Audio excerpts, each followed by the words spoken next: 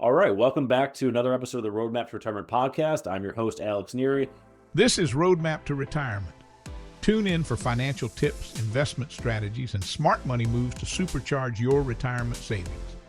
Alex Neary, CFP, and guests are here to help you build your roadmap to retirement. Lucas, I'm going to throw it right to you. Tell the people who you are. Thanks, Alex. Pleasure being on. So my name is Lucas Wennersten. I own a firm called 49th Parallel Wealth Management. We are a cross-border Canada-U.S. comprehensive financial planning and investment management firm. The firm services people all over the U.S. and Canada. A lot of my clients have cross-border complexities. Either they've moved to Canada or they've moved to the U.S. That's not always the case. People inherit money on the other side of the border all the time. People inherit money in different currencies that they're not used to managing. I run into clients all kinds of ways. People move across the border for all different kinds of reasons. But my specialty is cross-border Canada-U.S. financial planning and investment management. Okay, awesome. And the obvious follow-up question is, how did you get into doing that? Most advisors do not go that path. I know a lot of great advisors on the U.S. side. I've also gotten to meet some people that work in Canada and their advisors there. You've blended the two. There has to be a backstory, so let's start with that. Yeah, to be honest, when I was younger, being in the Canada-U.S. niche was never really on my radar. I did have a family member who was a Canadian and had moved down and married one of my aunts. And so that's what put it on my radar. I made a career switch in my early 30s from the mortgage business over to financial planning. I had always wanted to be in financial planning. In fact, I had already done all my CFP, the Certified Financial Planner coursework, and I just hadn't sat for the test. I wasn't sure if I was ever really going to get back into the business because I've been doing mortgages and that was going well. I was basically recruited into the cross-border Canada-U.S. space.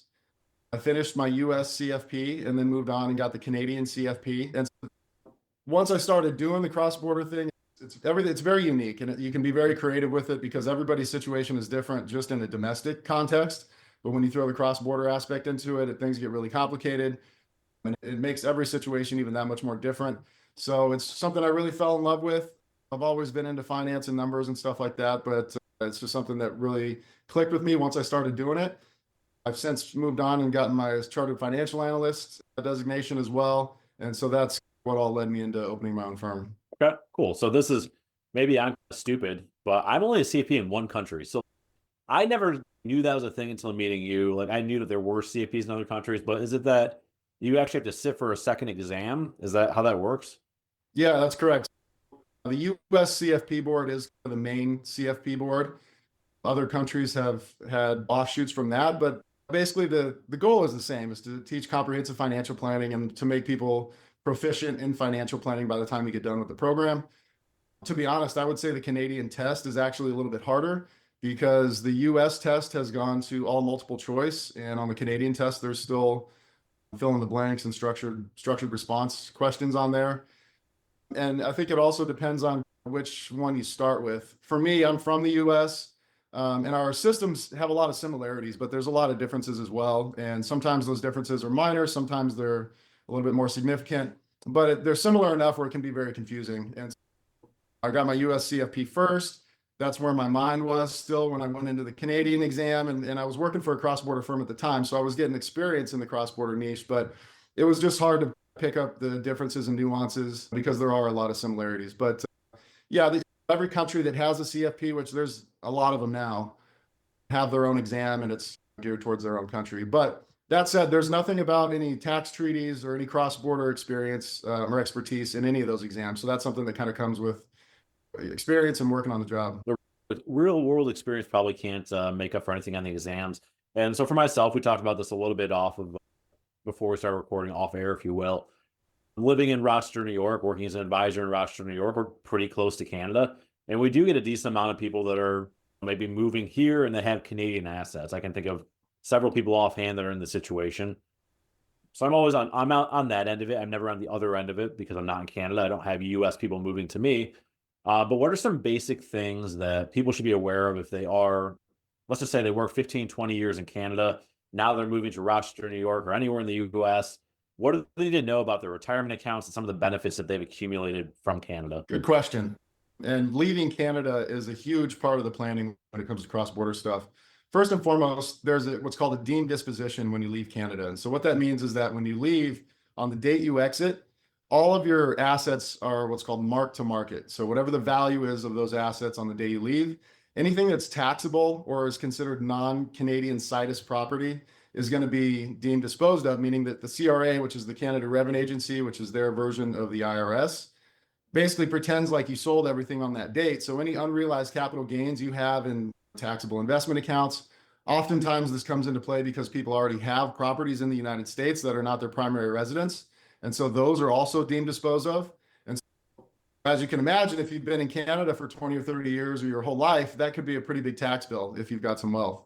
And so that's a headache, but in a way, it's I wouldn't say it's good, but it's good in the sense that once you make it into the U.S., you have a higher cost basis, which is nice. But you also you have your assets held here, which would make your taxes simpler going forward. You get to just pay your dues, be done with Canada, and now you have everything owned in the U.S. Is that correct? It's correct. In Canada, the tax brackets are much more compressed. And so in most provinces, you hit the top tax bracket at about 200,000 in income. So the way it works with capital gains up there is that they don't have preferred capital gains rates. It's not 15% or 20%, depending on what your income is. It's half of the capital gain is taxable as ordinary income on your tax returns. If you have $1 million capital gain and that turns into $500,000 of taxable income on your exit return, the top tax rate in most provinces is 50% or more when it's combined with provincial tax rates. And those tax bills get pretty big. Now, you mentioned coming down and having a stepped up tax basis, and that can be true, but from a US perspective, you only get a step up in basis if you actually sell the assets. So your tax basis, your original tax basis from Canada will carry over to the US unless you actually sell those assets. Now, you're not going to lose anything by selling the assets because they're deemed disposed of anyways. Plus, you're changing countries. You might want to convert some currency to US dollars. There's a number of other things you might want to do in the meantime, but you have to actually sell the assets to get the stepped up basis. But yeah, you're correct. You're going to basically start over, and your gains going forward from your entry date are what's going to be taxable in the US. So it would be possible that if I own a position, let's just use a stock to make it easy. I bought stock XYZ for $1 back in 1970. 2025, I want to move to the US, so I'm going to pay tax on the gains there from Canada. But if I never sell that position, the US is still going to look at it as a cost basis of $1. So if next year I go to sell it, I'm going to pay tax on that gain a second time. Is that correct? Yeah, and you'll still have some foreign tax credits that will roll over that you can use. So, unless you hold it for a significant period of time after that, because you're going to pay a lot more capital gains tax in Canada. So you'll have a good amount of foreign tax credits to use on that if you don't sell it right away. Okay, but that sounds like a headache that's worth avoiding. So that's good, and I think people should definitely know that. So that's on what we would call the non-qualified side. So non-retirement accounts, capital gains. When we talk about retirement accounts, I know there's a couple different ones that are available to Canadians. How do I bring those over? Can I bring those over? No, you can distribute them and you can take the cash and you convert it to US dollars, but there is no direct transfer from up there. They're called registered accounts instead of qualified accounts. So all their retirement accounts start with an R. So a registered retirement savings plan is the most common. It's like an IRA up there. So the first thing that you should know about moving to the US is that in the US, like in Canada, when you take a distribution from an IRA or an RRSP, it's fully taxable upon distribution because it's a tax deferred account. You got the deduction on the way in. That is how it works with RRSPs in Canada. So when you leave Canada, those RRSP distributions are no longer taxable on your Canadian tax return because you're not filing one. So it's different than the US in that if you're a US citizen and you move to Canada, you're still a US tax resident. You have to continue to file US tax returns. If you're a Canadian and you move to the US, you have that deemed disposition and then you sever tax ties with Canada. So you no longer are filing Canadian tax returns, but you can still take distributions from those Canadian retirement accounts. And in that case, they're going to it's going to switch to a withholding tax. So depending on how much you're taking out, your withholding tax will either be 15% or 25% from a Canadian perspective. From a US perspective, not all of your RRSP is necessarily taxable. And this really doesn't make sense, but this is just how it works. Your original contributions into the RRSP, even though you got a deduction on those in Canada, when you come to the US, those original contributions come out as a return of capital, so tax-free. Okay, so it's only really the growth, the unrealized gains that you have in the RRSP that are going to be taxable from a US perspective. And there's a strategy called crystallizing your RRSP basis. So basically what that means is that if you sell everything in your RRSP prior to entering the US, so if you exit Canada holding nothing but cash in the RRSP, then what that does is it steps up the basis in the RRSP so that from a US perspective, only the growth from your entry date is going to be taxable. So the growth will be taxable as foreign income, but everything that you have, the market value in US dollars as of your entry date will come out tax-free as well. Okay. There's a So lot that's a pretty cool planning opportunity itself. I can see how that keeps people like you employed. That's Yeah. a Yeah. good niche to be an expert in. What about like a simpler? So we have a lot of people, not a lot of people, but let's say that there's a retired couple living in the US and their adult child is now living in Canada. They moved there, they're settled there, they're not planning on coming back. And you, a retiree who's done well, saved money, says, I want to gift some money to my son or daughter living in Canada. What's the best way to do that? Let's say if it's $100 at Christmas, that's easy. But let's say I've got $50,000 that I want to give to my daughter living in Canada. How can I do that efficiently? There's no inheritance taxes or gift taxes in Canada. So in Canada, they have what's called income attribution rules. So what that means is if we're not at arm's length, so if I gift something to somebody in my family, essentially, if I gift them property and then that property is used to generate income, that income is going to be attributed back to me. But in the situation that you're talking about, the person that's doing the gifting is a US resident. They're not filing Canadian tax returns. So essentially, you might, if that money is invested, you might have some capital gains when you liquidate it. Like you're not going to be able to gift US mutual funds to a child in Canada, but if you just gift them cash, there really are no repercussions. They can take that money and do whatever they want with it. In fact, gifting in Canada has gotten a lot more prevalent because of housing costs. And I see a lot of my clients gifting their children funds specifically for down payments, particularly in places like Vancouver, Toronto. Okay. What about logistically? This is probably a dumb question. It's not that hard. Do you just wire money to a Canadian bank? Is that all you would do? Yeah, basically. I typically recommend the online platforms. Wise, there's another company called OFX, just because you get better rates with them. But essentially, anytime you're moving money, cash across the border, it can either be done physically, it can be done in the form of a check, or it's going to have to be a wire. You can't do an EFT or an ACH across the border. Okay. So if I wire money to a Canadian bank account, I'm paying a fee for a conversion, I'm sure. Is that how they do that? Yeah, there will be an embedded fee, but it's the spread that you really got to worry about. So at a bank, you're going to pay 2 to 3% probably in a spread. Somewhere like OFX or Wise, it'll be probably 1% or less. Okay. And then, all right, let's kind of stick with the same example. So a retired couple wants to give money to their son or daughter living in Canada. Years go by, they gift, but then they unfortunately pass away, as we all do. And they've got, we'll call it $1 million left over, and it's going to go to their son or daughter living in a different country. Can that adult child inherit, we'll call it an IRA, and keep it in an IRA and take RMDs the way they normally would, or do they need to do something differently than the US? No, the IRA rules are only the US rules apply. Okay. So in Canada, you can inherit that IRA. It's going to be an inherited IRA that'll stay at a US custodian. So that's one issue that you will run into in cross-border stuff, is that not all custodians like putting foreign addresses on different types of accounts. But anyways, yeah, the child will inherit the inherited IRA, and then it'll go according to the US rules. They've got a minimum distribution every year, and then it has to be out by the end of year 10. Okay. So that's actually one of the most beneficial ways of inheriting money from a Canadian perspective, is because you do have that extended deferral on that type of account. Okay. And you would be paying tax on it at their US tax rate, or would the Canadian income come into play somehow? It depends on if the beneficiary is a US citizen or not. Because if they're a citizen, they're going to be filing US tax returns. So any distributions that they make from that account will be fully taxable on their US return as well as their Canadian return. It's US sourced income, so the US will have first taxing rights on that. So you'll pay your US tax, and then you'll use that tax as a foreign tax credit on your Canadian return. If they're not US citizens and not US tax residents, so in other words, they don't have a permanent residency card that they're hanging on to or anything like that. So if they're not filing US tax returns, non-resident, the standard withholding for non-residents is 30%. But because of the Canada-US tax treaty, that's basically cut in half to 15%. So it'll be a 15% withholding in the US, but fully taxable in Canada. And then that 15% will be used to offset Canadian tax. But generally speaking, when you're taking a distribution that's taxable in both countries, almost always you're going to pay more tax in Canada. Okay. So it really doesn't matter. Like I talked about foreign tax credits, and it's just a matter of who do you prefer to pay the tax to? You know what I mean? As a US side or the Canadian side. But at the end of the day, you're going to end up paying the Canadian rate. Okay. That makes sense.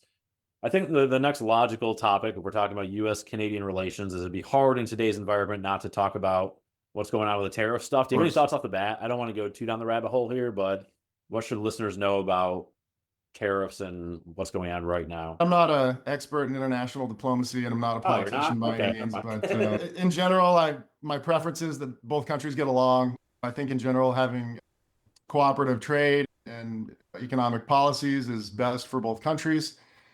I understand that there's some other issues that are at play here that are not necessarily financial. I'll leave that to the experts. But in general, what I will say is I see a lot more interest in moving across the border.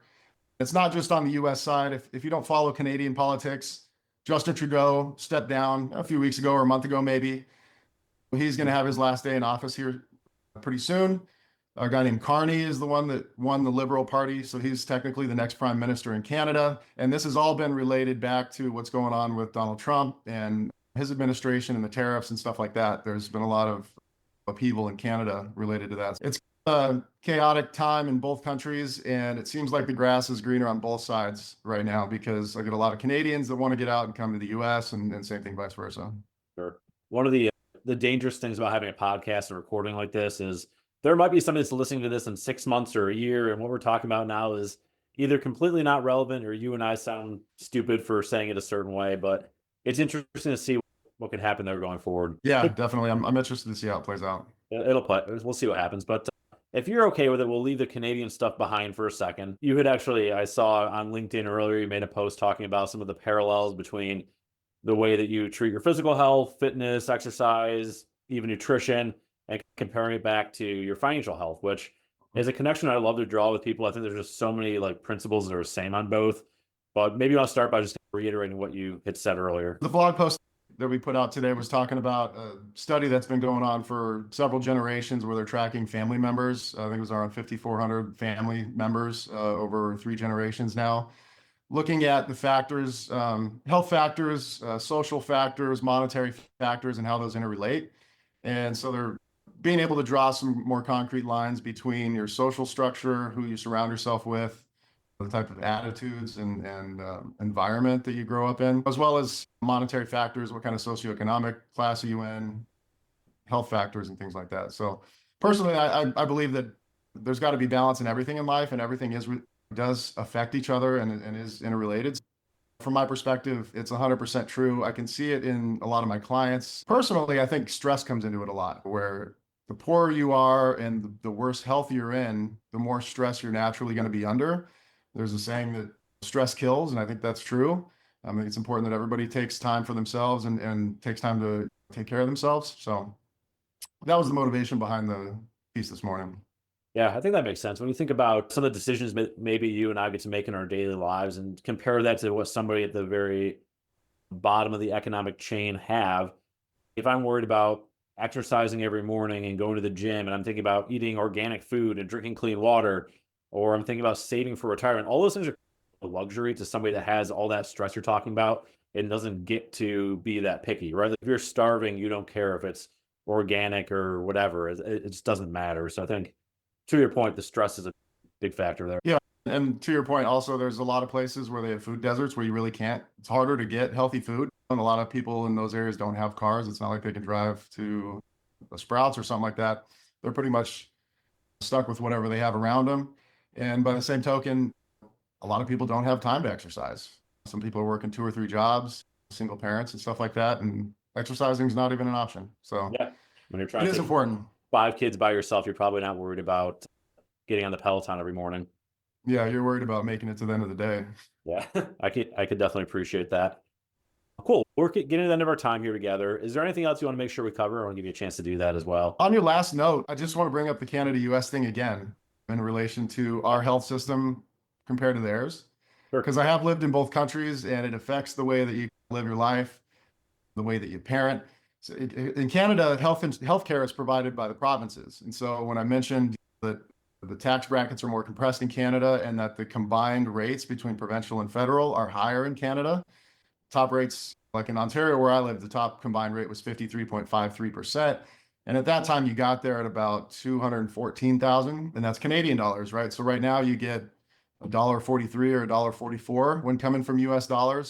So the money's worth less. You get to those, things are more expensive. If you put inflation in high gear for the next 10 or 15 years, that's where you would end up if you were spending Canadian dollars. But in regards to the stress, you do pay a lot more money in tax there. But before I went to Canada, I was working for a smaller company. We didn't have a group plan. My family was doing the Affordable Care Act. And our premiums for five of us at that time were about $2,000 a month. And the deductible was 14,000. It was incredibly expensive. And when you look at the comparison financially to how much I was paying in Canada versus how much I was paying in the US. Now, granted, when I went to Canada, I got a conversion, and so I was making more money when you look at pure dollars. But I think when I go back and look at how much the cost of living difference really was, it wasn't as bad as you would imagine just looking at tax rates itself, particularly because I had a big family. So every time we added somebody to the Affordable Care Act plan, it added more to the premium. But up there, I was the only one working. My wife didn't even have a work permit. So we could have had 20 kids and we would have been paying the same amount of tax. So in that respect, I would say Canada probably is more friendly to big families and to people who are in lower income brackets. But regarding healthcare, everything was free. So with my kids prior, we were paying the premiums and then we had to pay the deductible for each of the three kids we had prior. For my fourth child, when we were up in Canada, the only expense that we had for having that child was $400 Canadian, which we paid for a private room in the biggest hospital in Toronto. Not only is that a fantastic deal if you just look at what a room costs compared to hotels in the area, but the fact that was the only expense that we had was a huge relief compared to what we had been used to. And then just on a day-to-day basis with kids, if they break their arm or if you need to call an ambulance or if you need to go to the doctor or whatever, people get sick. There's no stress involved with it because immediately, like here in the United States, my kids start climbing trees and fences and stuff. And I start thinking, are you high enough to break your arm? Even if you fall, it's still going to cost me a couple $1,000s because I'm going to have to pay the deductible. I might have to pay for the ambulance and stuff like that. In Canada, it's just way different. So just in that one respect, I would say that there's less stress around healthcare in Canada versus the US. Okay. Yeah, that's always the argument. And the counter argument to that is what is it? I don't want to say this wrong. I don't really know. I'm just going off what other people said. But like the quality of care in Canada might not be as good. Like I've heard of people sitting on waiting lists for surgeries for a ridiculous amount of time. Has that been your experience, or is that just the politics? Yeah, my experience in Canada was a little bit jaded, I think, because we went up there in July of 2019. COVID officially was in Canada in September. I had my child there in November, so we actually think we had COVID before they even knew it was a thing because we were all deathly ill when we came back from the hospital after that. But for emergency care, specifically for emergency care, I would say that Canada is very good. Regardless of where you're at, you're going to be able to get emergency care when you need it. It's not as good for routine care because it's harder to find primary care doctors. They do have kind of the equivalent of urgent cares up there. So that's what we used when we were there. But the reason I say it's jaded is because everybody was avoiding all the doctors. Unless you had COVID, you were not going to the doctor during that time when we were there. So every time we went, there was nobody there. We got right in, had great service. But I've heard other stories from other people, and particularly if you're looking for something like a knee replacement or something that they would deem to be elective or non-emergency, that's really when you can run into some of those long wait times. But again, it's free. So, yeah, there's depends on how long you got to wait, I guess, right? Yeah, pros and cons to everything. I think most Americans can acknowledge that our system is not perfect, so there's changes to be made, and we'll see where that goes. But I do find it interesting the way you look at a more in-depth analysis of the tax differences. It's not just the tax rate you're paying, it's what do you get for that. We get a lot of people living in New York that they retire, or maybe before retirement even, they want to move to Florida because there's no state tax. And you really got to take a more analytical approach to like, how is it actually benefiting you? An easy example is I have a lot of retirees that they retire in New York State. They work for the state. So they have a New York State pension, which is not taxable on the state level. They have Social Security, which is not taxable on the state level. And they might have a small to modest retirement account, which some of those distributions are taxed at the state level. But they move to Florida or Tennessee or Texas with this idea that they're going to save all kinds of money in taxes. When you look at it, if they're a middle-class retiree, they're probably only paying a very small amount of state tax anyway. So it's not really the factor they think it is. So it's interesting to see the breakdown. Yeah, one more quick tip or quick fact I'll throw your way is that if somebody's going to move to the US, in Canada, they have like Social Security equivalents. It's called Canada Pension Plan. They have another one called Old Age Security. So they basically have two different pension plans. When they move to the States, those are taxed as Social Security. When they're in Canada, they're fully taxable. When they move to the States, they get 15% of it free. So that's another kind of incentive to move down to the States. Also, on the on that same note about the pensions, the old age security has what's called a clawback in Canada. So basically, if your income is too high, they'll cut you off and they'll start clawing it back until you get to a certain income level, and then you get no more old age security. It's 100% taxed. No, that's not So cool. when you cut, no, so when you move to the States, you're no longer filing Canadian tax returns and they don't know what your income is. So the clawback does not apply in the States. Okay, so there are some benefits to retirees coming to the U.S. Sounds There like. are, but yeah, there are. But I agree with you in what you said.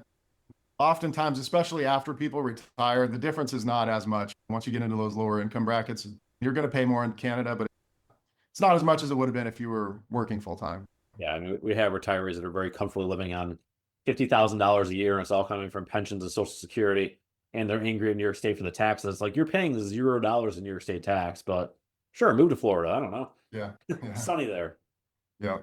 But Yeah. anyway, No, we gotta wrap it up. Lucas, I really appreciate you coming on. Thank you for this. And any last words? no, thanks for having me. It's been fun. Absolutely. All right, we'll cut it there. All right, Alex. All right. Take care. It's always awkward. Content here is for illustrative purposes and general information only. It is not legal, tax, or individualized financial advice, nor is it a recommendation to buy, sell, or hold any specific security or engage in any specific trading strategy. Results will vary. Past performance is no indication of future results or success. Market conditions change continuously. This commentary reflects the personal opinions, viewpoints, and analyses of Alexander Neri. It does not necessarily represent those of RFG Advisory, their clients, or their employees. This commentary should not be regarded as a description of advisory services provided by Alexander Neri or RFG Advisory, or performance returns of any client. The views reflected in the commentary are subject to change at any time without notice. Advisory services offered by investment advisory representatives of RFG Advisory, a registered investment advisor. Alexander Neri and RFG Advisory are unaffiliated entities. Advisory services are only offered to clients or prospective clients where RFG Advisory and its representatives are properly licensed or exempt from licensure. No advisory services may be rendered by RFG Advisory unless a client agreement is in place.